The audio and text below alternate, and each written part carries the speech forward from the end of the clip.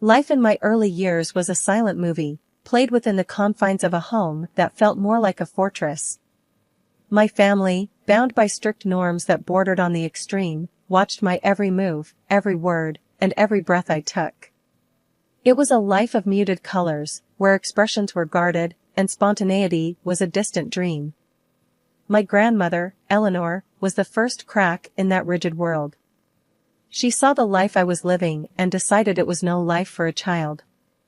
With a determination that matched her compassion, she pulled me out of that house when I was 13 and introduced me to a world where love wasn't just a whispered word but an everyday reality. Under her care, I blossomed. I traded silence for soft laughter, restrictions for freedom, and fear for love.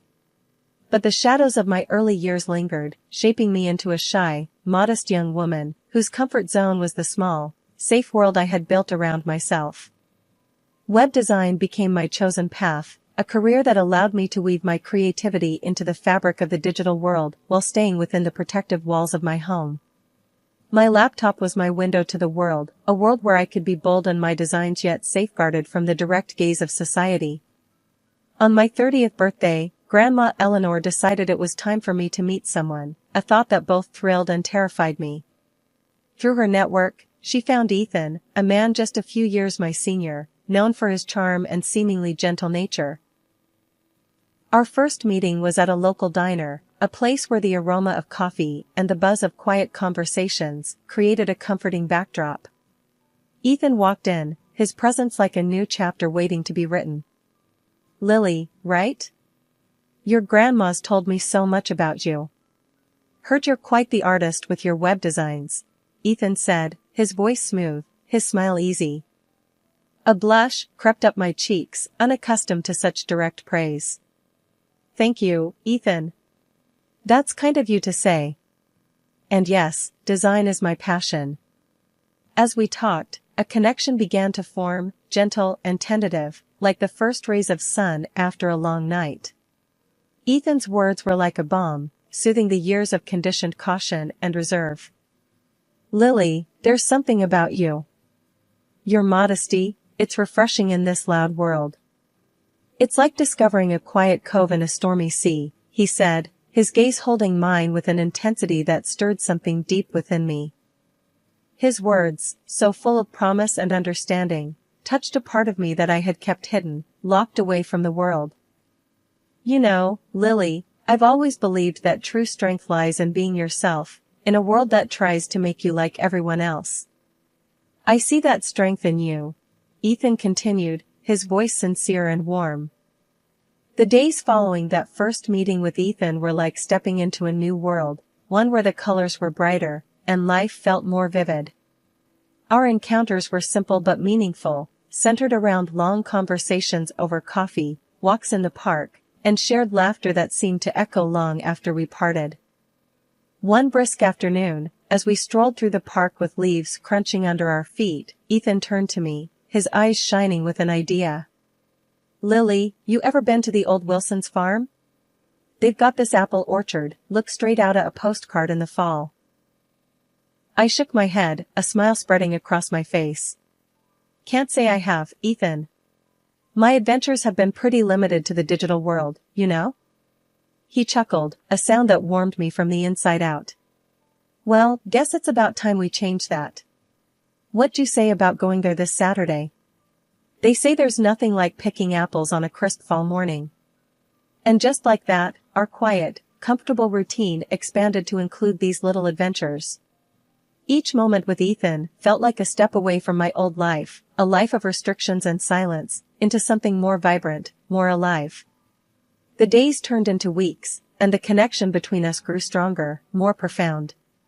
It wasn't just about shared interests or mutual attraction, it was about understanding, about finding someone who saw me for who I was and cherished that.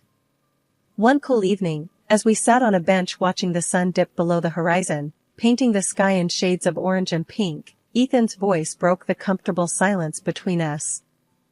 "Lily, I've gotta tell you, these past weeks with you, they've been something else. You've got this quiet strength, this grace about you. It's rare, and it's beautiful," he said, his words wrapping around me like a warm blanket. His compliment caught me off guard, and I felt a blush rise to my cheeks. "Thank you, Ethan. I don't know what to say. You make it easy to be myself, to open up." He took my hand in his touch gentle yet firm. "That's all I ask, Lily. For you to be yourself. Because who you are is pretty amazing. I was thinking, maybe, just maybe, we can turn us into something more, something lasting." His words hung in the air, a question and a promise all at once. I looked into his eyes, seeing not just the man I had come to know and care for, but a future, a possibility of a life filled with laughter, understanding, and love. "I'd like that, Ethan." "More than you know," I replied, my heart feeling lighter, more hopeful than it had in years. Life took a sharp turn when I moved in with Ethan and his mother, Mrs. Clayton. The house, which I had imagined would be a sanctuary of love and warmth, quickly revealed itself as a battleground of expectations and criticism. It was on the first morning in my new home that Mrs. Clayton laid down the law. I was in the kitchen, trying to make a good impression by preparing breakfast, when she walked in, her eyes scanning the room like a hawk. "Lily, let's get one thing straight. You're part of this family now, and in this house, we have rules. You're gonna take care of the cooking and the cleaning. Got it?" Her voice was sharp, leaving no room for protest. Taken aback, I could only nod. "Yes, Mrs. Clayton. I understand," I said, my voice barely above a whisper. Her eyes narrowed as she inspected the kitchen. "And I expect things to be done right. I run a tight ship here. No slacking." With that, she left the room, leaving me to absorb the reality of my new life. Each day became a relentless cycle of household chores. I'd wake up early, cook breakfast, then clean, then work on my web design projects, and then cook again. It was as if my entire existence had been reduced to serving the needs of the house. Ethan, whom I had thought to be my partner and protector, seemed oblivious to the strain I was under. One evening, after a particularly grueling day, I decided to voice my concerns.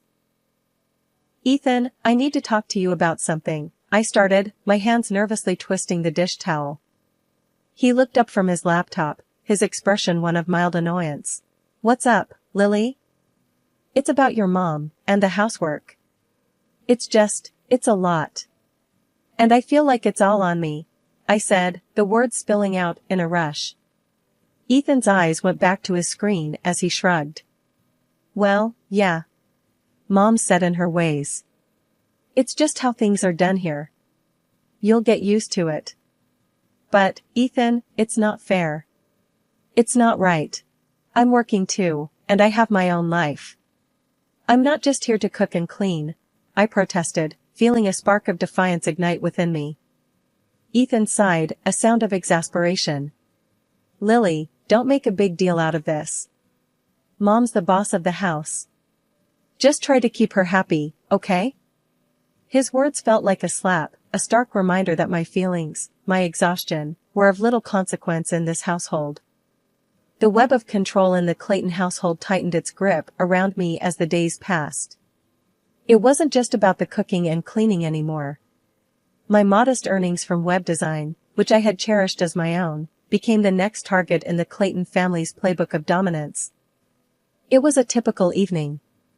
I was sitting at the dining table, finalizing a project on my laptop, when Ethan and Mrs. Clayton cornered me with a conversation I wasn't prepared for. "Lily, we need to talk about your work," Ethan started, his tone serious. I looked up, puzzled. "My work? What about it?" Mrs. Clayton interjected, her voice sharp and commanding. "Your money, dear. It's time you start contributing to the household. You live here, after all." I felt a knot form in my stomach. "But I do contribute, Mrs. Clayton. I take care of the house, the meals." Ethan cut me off. "That's not enough, Lily. We're talking about financial contribution. Your earnings should be going into the family account. It's only fair. The unfairness of it all hit me like a wave. But that's my money, Ethan. I earn it. I have my own expenses, my own needs. Mrs. Clayton scoffed. Needs? What needs could you possibly have that are more important than this family? No, dear, your place is to support this household, just like we support you. Ethan nodded in agreement, his eyes void of the understanding and warmth they once held. It's decided then. From now on, your earnings go to the family account. I'll take care of the finances. I felt cornered, trapped. The little financial independence I had was being stripped away, leaving me more vulnerable than ever. But Ethan, this isn't right. It's not fair. I should have a say in how my money is used. He shrugged, a cold, dismissive gesture that sent shivers down my spine. Fair? Life's not fair, Lily. You're part of this family now, and this is how things work here. Mrs. Clayton's eyes bore into me, ensuring her message was loud and clear. You'll thank us later, dear. We're teaching you how to be part of a family, how to be a proper wife. As they left me there, alone with my racing thoughts, the reality of my situation became painfully clear. My income, my hard-earned money, was now under their control. Trapped in the Clayton household, my life had become a never-ending cycle of servitude. The financial control Ethan and his mother exerted over me was suffocating. My earnings, once a source of independence, were now tightly gripped in their hands. The situation was unbearable, yet I felt powerless to change it. One day, I decided to seek solace in the one place I always felt understood, the web design forum. Typing away on my laptop, I poured my heart out to Sarah, a fellow designer I had befriended online. Sarah, I'm in a bad place. Ethan and his mom, they're controlling everything, even my earnings. I don't know what to do, I typed, the words on the screen blurring through my tears. Almost instantly, Sarah's reply popped up. Lily, that's not right. They're manipulating you. That's financial abuse, you know. Her words were a jolt of reality. Abuse? I typed back, the word feeling foreign yet painfully accurate. Yes, abuse. Lily, you need to protect yourself. Read up on psychological abuse and financial control. Knowledge is power, Sarah urged. Taking her advice to heart, I started reading. Books on psychology, articles on financial abuse, stories of people who had walked the path I was on. The more I read, the clearer the picture became. Ethan and Mrs. Clayton weren't just overbearing, they were abusers, using manipulation and control to keep me under their thumb. One evening, as I was absorbed in a book on psychological growth, Mrs. Clayton barged into my room, her eyes scanning the title in my hands. What's this nonsense you're reading, Lily? She demanded, her voice dripping with disdain. It's a book on personal growth, Mrs. Clayton, I replied, a newfound strength in my voice. She snorted, personal growth? Don't fill your head with such rubbish. Your place is here, taking care of this family, not reading silly books. But her words, which would have once sent me into a spiral of self-doubt, now bounced off me. I had begun to see through their game, to understand the dynamics of control and abuse. Ethan, your mother thinks my reading is rubbish, I said later that evening, hoping to find an ally in him. Ethan, however, was far from supportive. Mom's right, Lily. You're getting ideas above your station. Focus on your duties here. That's what's important. His words were a crushing blow, yet they only fueled my determination. It was clear now, I was alone in this fight. But I was no longer the timid, compliant Lily they thought they knew. The knowledge I had armed myself with was my weapon, and I was ready to use it. Life at the Claytons had pushed me to my limits. I had been enduring, silently suffering under the weight of their control and manipulation. But everything changed the day fate intervened in the most unexpected way. It was a regular morning, and I was out running errands, lost in my thoughts, when suddenly, out of nowhere, a car came speeding around the corner. Before I could react, everything went black. I woke up in a sterile hospital room, my body aching and my mind foggy. As my vision cleared, I saw Ethan and Mrs. Clayton standing by my bedside. But their expressions weren't of concern or worry, they were of irritation and anger. "Lily, what were you thinking, wandering around like that? Do you have any idea how inconvenient this is for us?" Ethan's voice was harsh, void of any warmth. Mrs. Clayton chimed in, her words sharp and cold. "Yes, and now who's going to take care of the house, the cooking, the cleaning? You've put us in quite a bind, Lily." I lay there, stunned, not by the pain from my injuries, but by the sheer lack of empathy from the people I had been living with. I'm sorry," I managed to whisper, the words tasting bitter in my mouth. Ethan's face twisted into a scowl. "Sorry doesn't cut it, Lily. We need you back on your feet, taking care of your responsibilities. This little stunt of yours is unacceptable." Mrs. Clayton nodded in agreement, her eyes scanning me with disdain. "Absolutely. And once you're back, we expect you to make up for the lost time. No slacking." Their words, their complete disregard for my well-being, lit a fire within me. It was the turning point, the moment I realized that I was nothing more than a convenience to them, a tool to be used and discarded at will. "Enough," I said, my voice stronger than I felt. "I'm not your maid, not your cook, not your ATM. I'm a human being, and I deserve respect, care, and empathy, none of which you've shown." Ethan's eyes widened in shock, clearly not expecting resistance. "Lily, you're not thinking straight.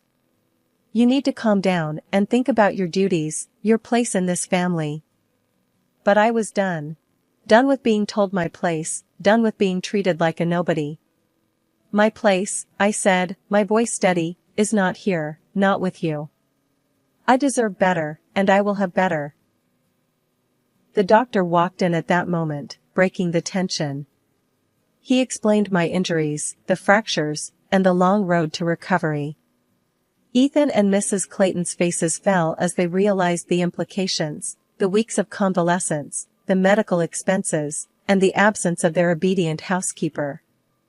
Ethan, his voice laced with frustration, turned to me. "If you think you're going to sit back and enjoy a vacation at our expense, you're mistaken. If you're not back on your feet and fulfilling your duties in a month, consider this marriage over." For the first time, his threat didn't scare me, it liberated me. "Ethan," I said, a smile tugging at the corners of my bruised lips, "I'm ready for that divorce. It's the best news I've heard in months." Their shocked faces were the last things I saw before they stormed out of the room. Lying in that hospital bed, I realized the crash hadn't just broken my bones, it had shattered the chains that bound me. A couple of days after Ethan and Mrs. Clayton's disastrous visit, a nurse wheeled in a small cart with my personal belongings, a bag that Ethan had left for me. Among the items was my laptop, my gateway to the world and, more importantly, to my independence. As I slowly, painfully opened the laptop, the screen welcomed me like an old friend. I was about to embark on the most crucial project of my life, my liberation. I began by drafting an email to my lawyer, detailing the years of financial control, emotional manipulation, and the recent threats from Ethan and his mother. My fingers trembled, but with each word typed, I felt stronger, more in control. A few days later, Ethan came to visit, his demeanor a mix of anger and disbelief. "Lily, what's this nonsense about a lawyer? You think you can take me on?" he scoffed, his voice echoing off the sterile walls. I looked at him, my resolve unwavering. "It's not nonsense, Ethan. It's the truth. I'm done being your puppet. I'm taking back my life, my money, my dignity." He laughed, a cold, harsh sound. You? You don't have the guts. You're nothing without me, without us." But I wasn't the old Lily anymore. Watch me, Ethan. You and your mother have controlled and used me for long enough. Those days are over. His face reddened, a vein throbbing in his neck. You'll regret this, Lily. You'll come crawling back. I shook my head, a small smile playing on my lips. I'd rather crawl through fire than come back to you.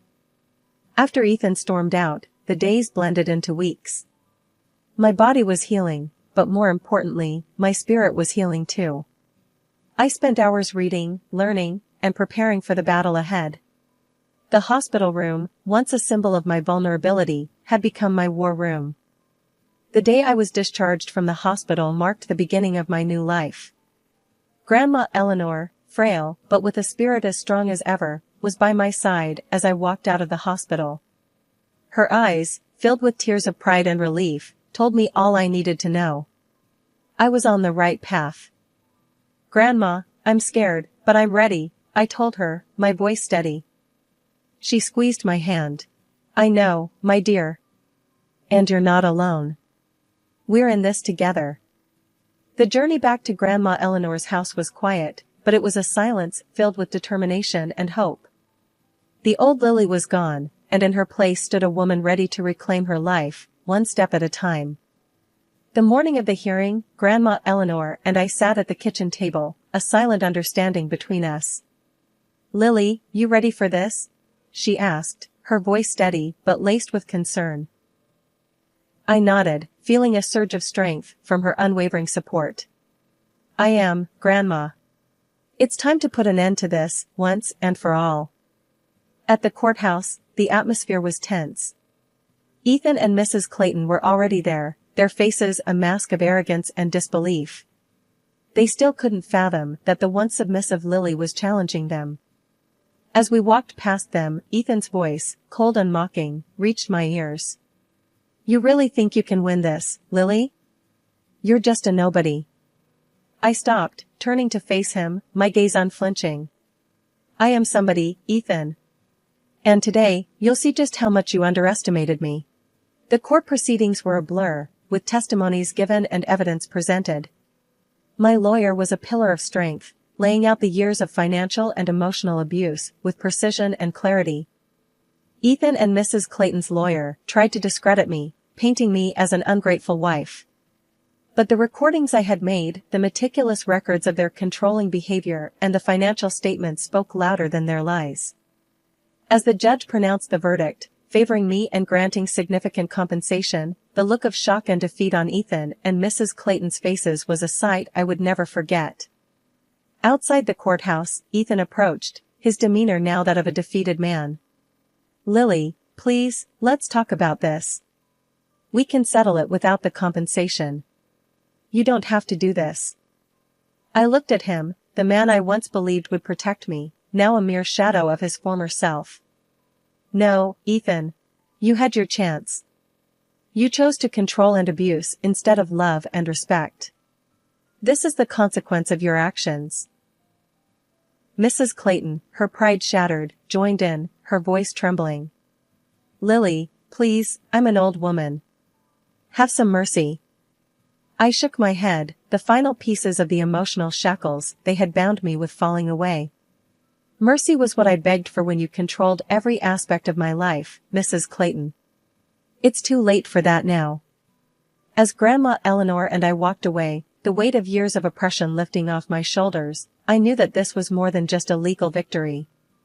It was the triumph of justice, the affirmation of my strength, and the beginning of a new chapter. But the story didn't end there. News of Ethan's and Mrs. Clayton's actions spread, reaching Ethan's workplace. His colleagues started looking at him differently, whispers followed him around, and soon, his position at work was demoted. He was a shadow of his former self, condemned and despised for his actions. Mrs. Clayton faced her own downfall. She found herself ostracized, her name synonymous with manipulation and cruelty. Decent society closed its doors on her, her past actions casting a long shadow over her present. As for me, life was opening new doors. It was a chance to start fresh, to build a life on my terms. The battle was tough, But it led to a new beginning, a future where I was no longer a victim, but the author of my own story. The final reckoning was not just an end, but a promise of a new, brighter dawn.